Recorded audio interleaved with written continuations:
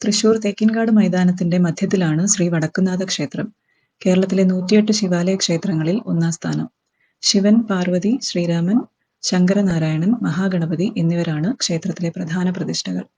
കേരളത്തിലെ ഏറ്റവും വലിയ മതിൽക്കെട്ടുള്ള ഈ ക്ഷേത്രം 20 ഏക്കർ വിസ്താരമേറിയതാണ്. ഉപദേവതകളായി ശ്രീകൃഷ്ണൻ, അയ്യപ്പൻ, നരസിംഹം, ഹനുമാൻ, വേട്ടയ്ക്കാരൻ, നന്ദികേശ്വരൻ, പരശുരാമൻ, സിംഹോദരൻ, ആദിശങ്കരാചാര്യർ, ഋഷഭൻ, നാഗദൈവങ്ങൾ എന്നിവരും ഉണ്ട്. മതിൽക്കെട്ടിന് പുറത്ത് പ്രത്യേകം ക്ഷേത്രങ്ങളിൽ സുബ്രഹ്മണ്യസ്വാമിയും ഗണപതി ഭഗവാനും പ്രതിഷ്ഠകളായുണ്ട്. പരശുരാമന്റെ ക്ഷണപ്രകാരം ശിവൻ പാർവതീസമേതം ഇവിടെ എഴുന്നള്ളി. ആ സമയത്ത് അവിടെ പ്രത്യക്ഷപ്പെട്ട മഹാവിഷ്ണുവിനോട് തന്റെ തെക്കുഭാഗത്തിരിക്കാൻ പറഞ്ഞ ശിവൻ സ്വയം ഒരു ജ്യോതിർലിംഗമായി മാറി വടക്ക് ഭാഗത്ത് കുടികൊണ്ടു. അങ്ങനെയാണ് വടക്കുംനാഥൻ എന്ന പേരുണ്ടായത്. ക്ഷേത്ര മതിൽക്കെട്ടിന് പുറത്ത് വടക്ക് പടിഞ്ഞാറായി സ്ഥിതി ചെയ്യുന്ന ഒരു ആൽമരത്തിന്റെ തറയിലാണ് ഇത് സംഭവിച്ചതെന്ന് പറയപ്പെടുന്നു. ഇന്ന് അവിടം ശ്രീമൂലസ്ഥാനം എന്നറിയപ്പെടുന്നു.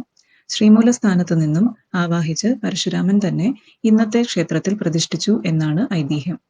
അസാമാന്യ വലിപ്പമുള്ള 3 ശ്രീകോവിലുകളാണ് ക്ഷേത്രത്തിൽ കാണപ്പെടുന്നത്. ഇവയിൽ 2 വട്ട ശ്രീകോവിലുകളും ഒരെണ്ണം ചതുര ശ്രീകോവിലുമാണ്. വടക്കേ അറ്റത്തെ വട്ട ശ്രീകോവിലിൽ പരസ്പരം അനഭിമുഖമായി ശിവനും പാർവതിയും, നടുക്കുള്ള വട്ട ശ്രീകോവിലിൽ ശ്രീ ശങ്കരനാരായണ സ്വാമിയും, തെക്കേ അറ്റത്തുള്ള ചതുര ശ്രീകോവിലിൽ ശ്രീരാമസ്വാമിയും കുടികൊള്ളുന്നു.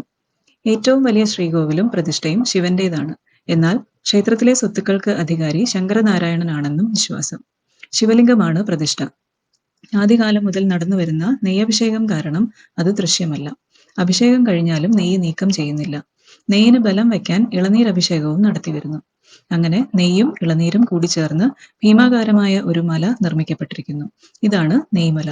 കൈലാസപർവ്വതത്തെ പ്രതിനിധീകരിക്കുന്നതാണ് നെയ്മല. ഇതുമൂലമാണ് ക്ഷേത്രത്തെ ദക്ഷിണ കൈലാസം എന്ന് വിളിക്കുന്നത്. നെയ്മലയ്ക്ക് ഏകദേശം 9 അടി ഉയരവും 25 അടി ചുറ്റളവും ഉണ്ട്. ഒരുപാട് നെയ്യ് ഉണ്ടായിട്ടും ഇവിടെ ഉറുമ്പുകൾ കുമിഞ്ഞുകൂടുന്നില്ല.